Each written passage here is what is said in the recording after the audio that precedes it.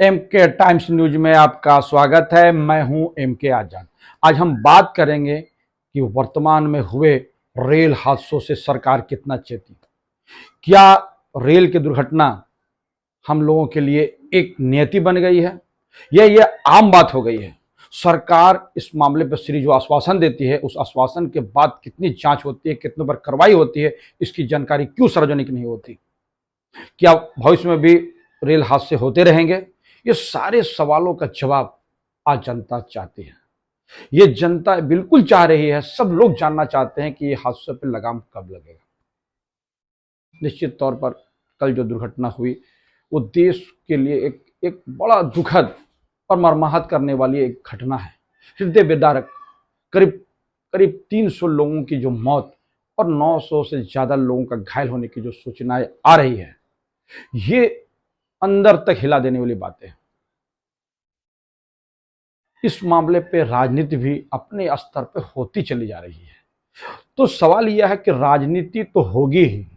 जब कोई घटना दुर्घटना होती है तो उस मामले पे विपक्ष के लोगों के अपने तर्क वितर्क होते हैं और सत्ता पक्ष के भी अपने तर्क वितर्क होते हैं।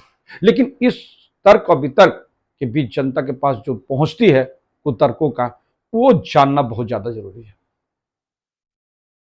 क्या इससे पहले भी जो रेल दुर्घटना हुई उससे सरकार ने कितनी सबक ली और उसको रोकने के लिए क्या क्या उपाय किए, ये जनता के बीच में नहीं आ पाती है। जान तो आम आदमी का जाता है।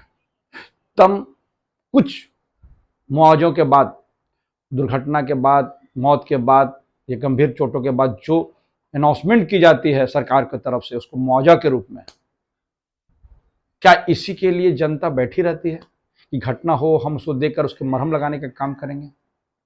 क्या उन लोगों पर एफआईआर हो नहीं हो, उन लोग जेल क्यों नहीं जाते?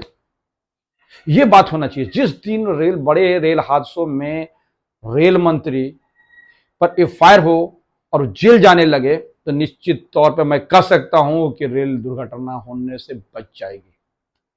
निश्चित तौर पर जब मरीजों की मौत होती है और स्वास्थ्य मंत्री का इस्तीफा होने लगे, एफआईआर होने लगे और वो जेल जाने की नौबत आए, तो आप जान लीजिए स्वस्थ जो सुविधाएं हैं वो आपको मिलती रहेगी और स्वस्थ लोगों की मौतें कम हो जाएगी। ये बड़ी कवायदे हैं। इसको लेकर जनता के अपने आक्रोश है और जो बात छनकर सामने आती है, ये जनता के मन में ये सब चलते रहता है।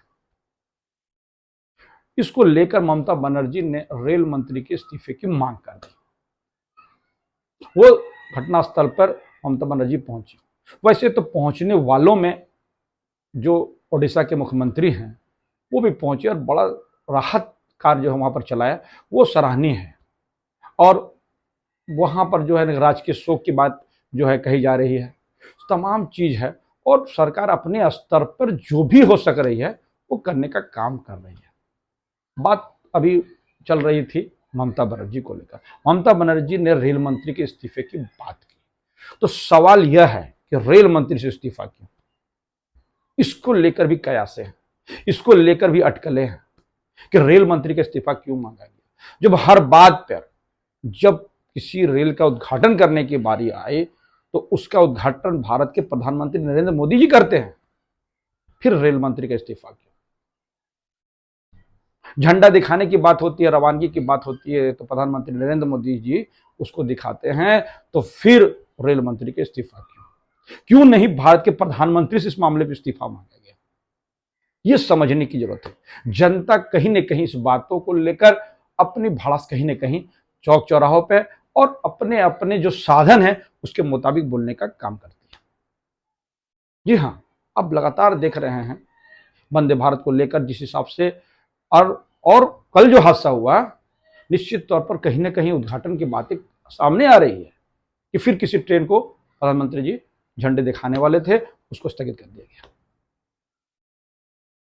तो सवाल यह है कि रेल मंत्री या सभी मंत्रियों का फेरिस्त देख लिया जाए तो कोई भी मंत्री अपनी उपलब्धि के उद्घाटन खुद ना करके प्रधानमंत्री करते हैं, तो हर बार में उनकी जो कमियां हैं उसके मामले में उस मंत्री का इस्तीफा का तो कोई सवाल ही नहीं होना चाहिए, कोई प्रश्न ही नहीं उठना चाहिए।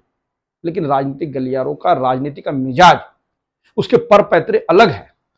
उसके मिजाज और उसकी मर्माहट को समझने के लिए, उसके अंदर के मर्म को समझने के लिए आम लोगों के पास वो दिव्य दृष्टि नहीं होती है, वो इशारे नहीं होते। ये कह सकते हैं कि अब जागरूकता इतनी बढ़ गई है कि बहुत से जनता इतनी जागरूक हो गई है कि जानने लगी है, लेकिन जिस हिसाब से ये जागरूकता बढ़नी चाहिए थी उसमें कहीं ना कहीं कमी होती हुई दिख रही है। तो पूर्व में जो घटना घटी, दुर्घटना होते चाहिए ट्रेन में, और सैकड़ों लोगों की जो मौत हो गई, उस पर सरकार ने क्या एक्सरसाइज की, और भविष्य में और रेल दुर्घटना नहीं हो इसके बारे में कौन आश्वस्त करेगा, कौन सुनेगा, किसको सुनाएंगे, ये सारी बातें अपने आप में प्रश्न चिन्ह पर जो है लगातार बातें होती रही है। तो ये बात को मान लेने में आपको भलाई है कि जनता की जो सरकारें हैं, जनता के हित के लिए जो सरकारें बनती है, वो जनता को आंख पर पट्टी बांधने का प्रयास क्यों करती है। सिर्फ रेल दुर्घटना और उसके उजागर की बात नहीं है। अब उसे थोड़े से आगे बढ़कर देखें और तो आपको साफ दिखेगा कि दिल्ली के जंतर मंतर में करीब 1 महीना से ऊपर आज देश की बेटी, जो भारत के लिए जो गौरव और मेडल लाने वाली है, भारत के शीर्ष को ऊंचा करने वाली है, आज 1 महीने से वहां पर धरने पर है। आरोप भारतीय जनता पार्टी के सांसद पर है। उसकी इंक्वायरी नहीं हो पा रही है, उसकी खोज भी नहीं हो पा रही है।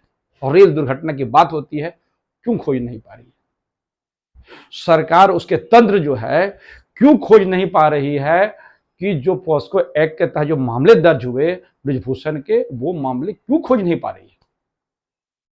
याद कीजिए, देश में बहुत बड़ा एक ट्रेजेडी हुई थी, एक दुर्घटना हुई थी, और एक साजिश के तहत दुर्घटना हुई थी, वो है पुलवामा को लेकर। क्यों पुलवामा के भी जांच आज तक लोगों को पता नहीं चल पाया, क्यों उस जांच में आज तक जांच ही हो रही है, उसका कोई रिजल्ट नहीं आ रहा। सवाल है कि इस जांच का क्या हुआ। जो रेल मंत्री हैं उन्होंने कहा कि इसकी जांच जरूरी है, तो जांच होती कहां है, मैं उसी पर आगे चल रहा हूं। क्या ब्रिजभूषण की जांच हो रही है? क्या पुलवामा के मामले को जांच पूरी हो गई? अभी वर्तमान में मणिपुर में करीब 5,000 हथियार छीनने की बातें सामने आ रही है, करीब 5,000। और गृह मंत्री के जो मणिपुर दौरा में उन्होंने स्पष्ट तौर पर कहा कि जो हथियार लूटे गए हैं वो हर हाल में वापस करे, अन्यथा गंभीर परिणाम होंगे। यह रेल मंत्री का बयान है। तो बड़े पैमाने पे हथियार लूटे गए, अत्याधुनिक हथियार, वो हथियार खतरनाक हथियारों में गिनती आते, उनकी लूट हुई।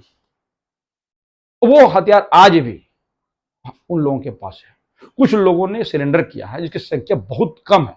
5,000 में अगर माना जाए तो 150 के करीब मीडिया रिपोर्ट आती है, कहीं 200 आती है, मान लीजिए। लेकिन बड़े पैमाने पे आज भी हथियार लूटे गए, कारतूस लूटे गए।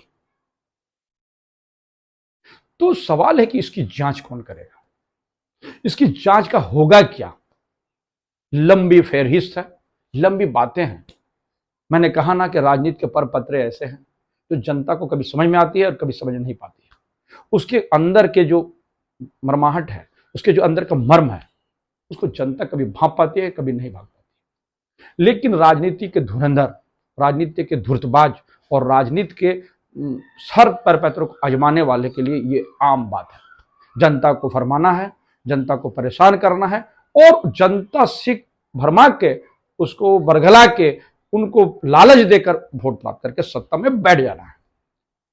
यह है हम लोग को नेताओं का कल्चर, ज्यादातर नेताओं का। कुछ नेता निश्चित तौर पर हम कह सकते हैं कि अब भारत के लिए मिसाल के तौर पर है। तो घटना दुर्घटना के बारे में हम आंसू बहाते रहेंगे, लेकिन आप पूरे घटना दुर्घटना के बात करिएगा तो लंबी फेरिस्त है।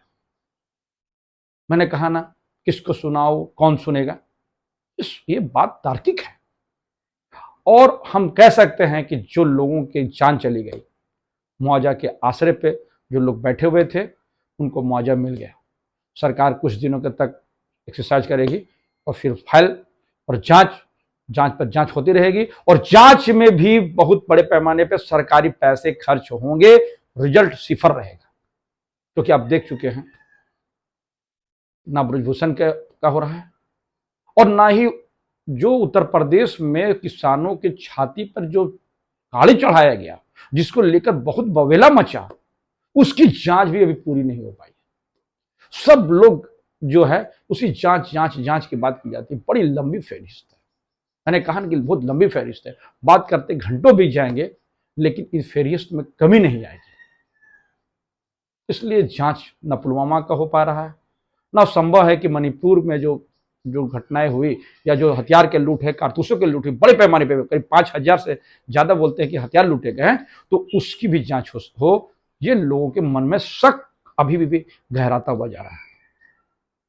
शक की गहराई एकदम अंधेरे कुएं की तरह होती जा रही है।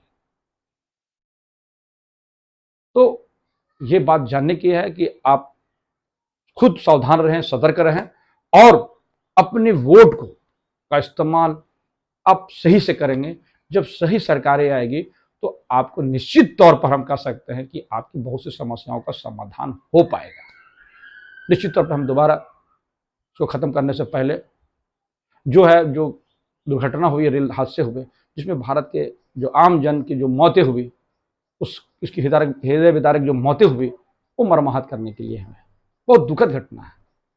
और निश्चित तौर पर मैं समझता हूं और मैं मांग करता हूं कि निश्चित तौर पर दोषी अधिकारी पर एफआईआर हो और वो जेल जाए, कड़ी से कड़ी सजा मिले। दोषी अधिकारी हो या मंत्री हो या जो कोई भी हो, उसको कड़ी से कड़ी सजा मिलना चाहिए। हमारा ये वीडियो कैसा लगा अपने कमेंट्स बॉक्स में जरूर कमेंट्स करें और जिन्होंने अभी तक हमारे न्यूज को सब्सक्राइब नहीं किया है, उससे विनम्र निवेदन है कि सब्सक्राइब जरूर कर दे। नमस्कार।